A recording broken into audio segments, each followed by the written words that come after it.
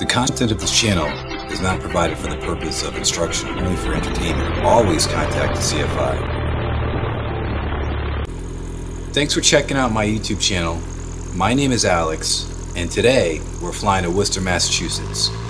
I'm due for my rental renewal at Learn to Fly, based out of Hartford. So I'm with my instructor today, and we are in a Cherokee 140. This is a brand new airplane for me. It's the first time I've ever flown it. I remember rotating, and it's not in knots, it's all in miles per hour, so I kind of had to mentally get that in check here. So real quick, we're just passing East Hartford right now, and we have the stadium on our bottom left here. So I'll do some commentary as we're going through. I remember climbing out, and I'm thinking, wow, this thing really wants to climb. So it's a 140. I think it's 1970 is the year it was made.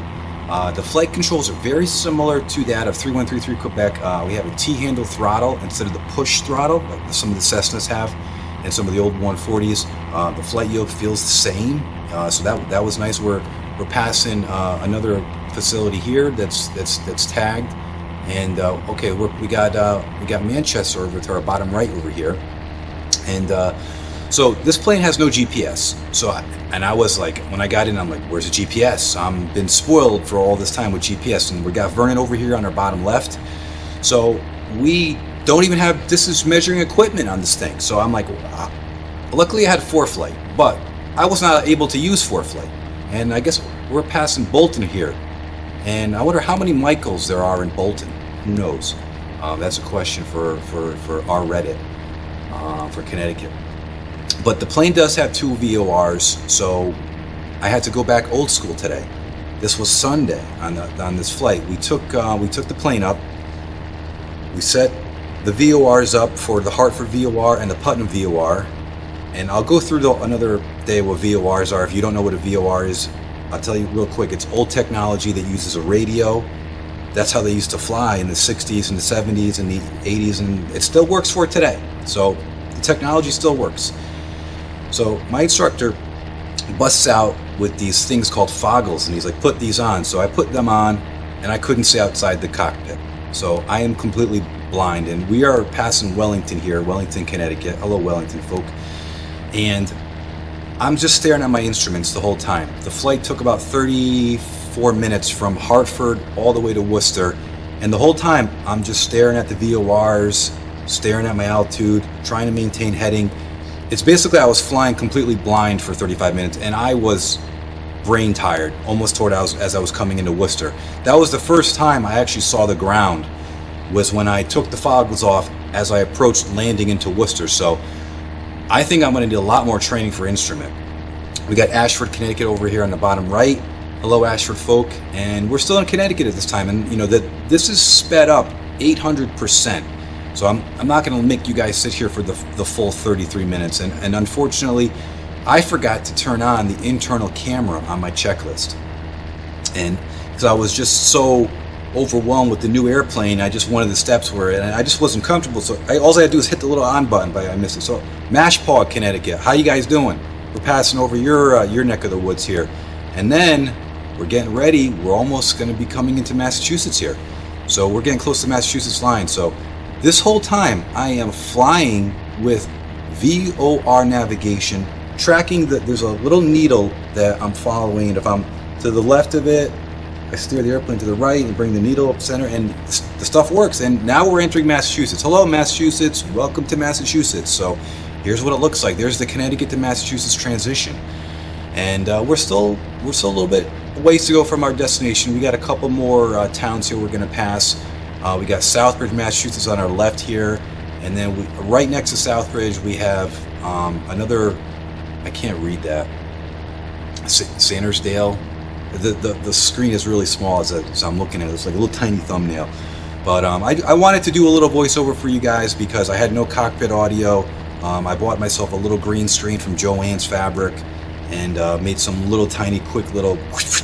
The lighting is just some light I got going on, but enough for me bantering. So I am contacting Worcester Tower to let them know that I have the ATIS information here, and my instructor just kept giving me vectors. He said, hey, fly this heading, and I'm flying the heading, and I'm just cruising along here, and I'm getting closer and closer, and it kind of felt like taking forever because I was anticipating what it's going to be like. So I'm still flying my way into Worcester here, and he said, "Oh, you're getting close, you're getting close." And I shut my ForeFlight off. Usually I have my knee board with my ForeFlight on to get my information, and I was just like, I have no idea how far I am, and it's just this was a beautiful flight, and I'm very happy in it. And we're getting close here. We're coming in on base here to final, and well, not exactly right there, but okay. So right now we're turning our downwind here. We have the airport off to our left, and I am coming in, and I turn left here for the base, and I can see the runway because I have the foggles removed now, and I'm coming in for a landing right here, and this is a beautiful, absolutely gorgeous airport. I am so happy with this airport, and I'm going to come back here again. So slowing it down here, and I am on final, and I am setting the airplane up, full flaps, and just watching the airspeed here, and everything is on miles per hour. So I'm just gonna shut up and just have you watch the landing. This is beautiful.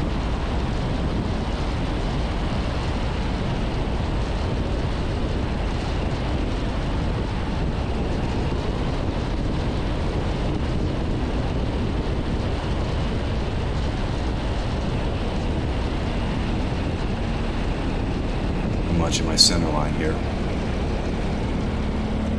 Alright, I'm happy with the center line. So what we're doing here is we're doing a touch and go. So I am flaps 0, full power, and then we're taking back off again because we didn't have time to do a stop and go because it was so far out. I wanted to do a stop and go, but next time I go up, I'm going to do a stop and go, and I'm going to go in, I'm going to say hi to the folk in Massachusetts. Maybe I'll bring him some Neil's Donuts. If Neil's Donuts wants to sponsor this video. Neil's Donuts out of Meriden. They got some really good donuts. Maybe the Massachusetts needs to, or I can maybe bring them some pizza from New Haven, pizza capital of the universe, from what they say.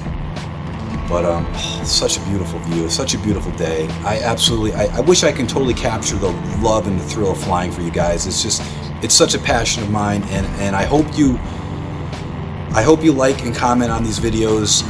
Actually, I would like to hear your comments. I would like to hear your feedback. What do you guys think of this type of content? Do you like the time lapse? Do you like the little labels going on? Let me know. I'm a small channel, and I'm in a small channel in a big fish. So I'd love to hear from you guys. Thanks for watching. I really appreciate it. Have a sparkling day.